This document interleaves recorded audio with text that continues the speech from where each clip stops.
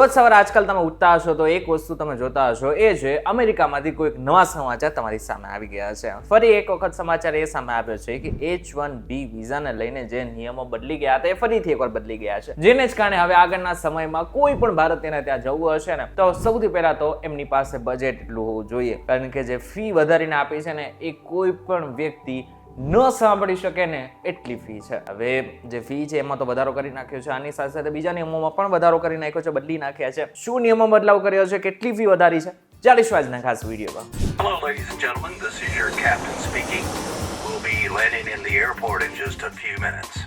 What's up guys, welcome to Way to Vides and my name is Karan Charotra. હવે H1B વિઝાને લઈને જે કતાર હોય છે ને ખૂબ જ લાંબી હોય છે. પહેલેથી જ ઘણા બધા ભારતીયોને ત્યાં જવું છે. હવે એની પાછળનું સૌથી મોટું રીઝન તો તમને ખબર હશે કે ડોલરમાં કમાવા મળે છે, એટલા માટે થઈને મોટા ભાગના લોકોને ત્યાં જવું હોય છે. હવે H1B વિઝા પહેલાની જેમ નથી મળી રહી, કારણ કે હવે એની પાછળનું સૌથી મોટું કારણ એ છે કે ડોનાલ્ડ ટ્રમ્પ જ્યારથી ને ફરી એકવાર સત્તા ઉપર બેઠા છે ને ત્યારથી ને એ નિયમો બદલી રહ્યા છે. હવે જે H1B વિઝા છે ને 3 વર્ષ માટે મળે છે અને આ બાદ એને બીજા 3 વર્ષ માટે એટલે કે કુલ 6 વર્ષ માટે લંબાવી શકાતા હોય છે. અને H1B વિઝા મળી છે ને આ બાદ ગ્રીન કાર્ડ માટેનો જે રસ્તો છે ને એ પણ ઈઝી થઈ જતો હોય છે અને ગ્રીન કાર્ડ પણ ઈઝીલી મળી જતું હોય છે. પણ એક મિનિટ, H1B વિઝા આપણી વાત કરી રહ્યા છીએ, પરંતુ H1B વિઝા ડોનાલ્ડ ટ્રમ્પને આપણને આપવા જ નથી.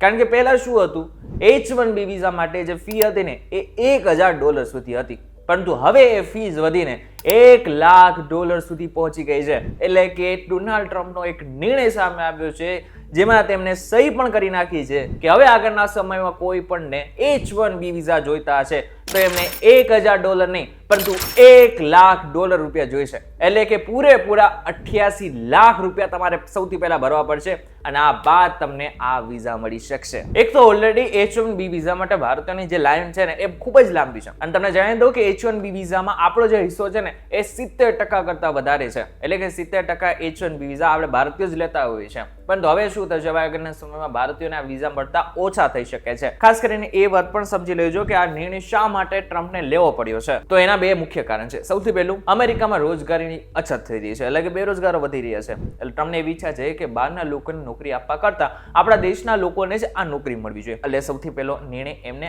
આને કારણે લીધેલો છે. અને બીજું કારણ જે સમજવા જેવું પણ છે, જેને કારણે એવું લાગી રહ્યું છે કે ટ્રમ્પ જે કરી રહ્યા છે એ સમજી વિચારીને કંઈક કરી રહ્યા છે. ટ્રમ્પને એવી ઈચ્છા છે કે જે લોકો અમેરિકા આવી રહ્યા છે, H1B વિઝા ઉપર આવી રહ્યા છે, તેમની પાસે હાઈ સ્કિલ હોય છે અને તેમનો પગાર પણ ઓલરેડી ઊંચો હોય છે અને આ બાદ જ એમને H1B વિઝા આપવામાં આવે.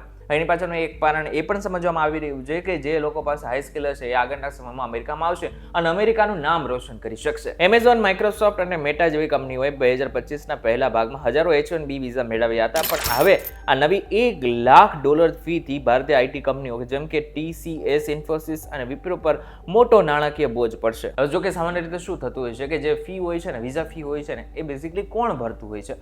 તો સામાન્ય રીતે આ જે ફી હોય છે એ મોટા ભાગના કેસમાં જોવા મળ્યું છે કે એ જે તે વ્યક્તિને ત્યાં જવું છે એ નહીં, પરંતુ જે તે કંપની હોય છે એ ભરતું હોય છે. પરંતુ એ પણ ક્યારે એવું ઈચ્છશે નહીં કે એને વધારાનો ખર્ચો ભોગવવો પડે. એના કરતાં બેટર એ સમજી લેશે કે ત્યાં એટલે કે અમેરિકામાં કોઈ વ્યક્તિ એમને મળી જાય તો એમને આગળના સમયમાં નોકરી આપવામાં આવે, નહીં કે ભારતીયોને ત્યાં લઈ જવામાં આવે. ભારતની $283 બિલિયનની આઈટી ઇન્ડસ્ટ્રી પર આનો બોજો પડી શકે છે, આની અસર થઈ શકે છે. તો હવે જે લોકોને આગળના સમયમાં ગ્રીન કાર્ડ જોઈએ છે એ લોકોને શું કરવું? એ લોકો માટે તો ટ્રમ્પે સ્પેશિયલ ગોલ્ડ કાર્ડ કાઢ્યું છે. એના માટે તમારે શું કરવાનું છે, $1 મિલિયન અથવા તો $2 મિલિયન ભરો, ઇન્વેસ્ટ કરો અમેરિકામાં અને આ બાદ તમને આરામથી ત્યાં ગોલ્ડ કાર્ડ એટલે કે ડાયરેક્ટ ત્યાંના તમને સિટીઝનશીપ મળી શકે છે. પરંતુ $1 મિલિયન ભરવાના છે અને એ પણ કોઈ ઈઝી વસ્તુ તો છે નહીં. એટલે ઇન શોર્ટ તો દરેક બાજુથી જે ટ્રમ્પ છે ને બધા જ રસ્તાઓ બંધ કરી રહ્યા છે, ખાસ કરીને ભારતીયોને આની અસર થઈ રહી છે. આ ઉપરાંત US નાગરિકતા પરીક્ષણને વધુ કડક કરવામાં આવી રહ્યું છે, જેમાં 128 પ્રશ્નોમાંથી 20માંથી 12ના જવાબ મૌખિક રીતે આપવા પડશે. ઇન શોર્ટ હવે જોવા જઈએ ને તો ટ્રમ્પ આગળના સમયમાં પણ આને લઈને વધારે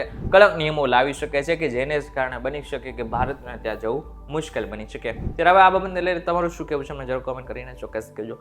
વિડીયો તો જો તમને કોઈ ઇન્ફોર્મેશન મળી તો વિડીયો લાઈક અને શેર જરૂરથી કરજો તથા આજ ઇન્ફોર્મેટિવ વિડીયોઝ માટે VTV ડિજિટલ સાથે જોડાયેલા રહેજો.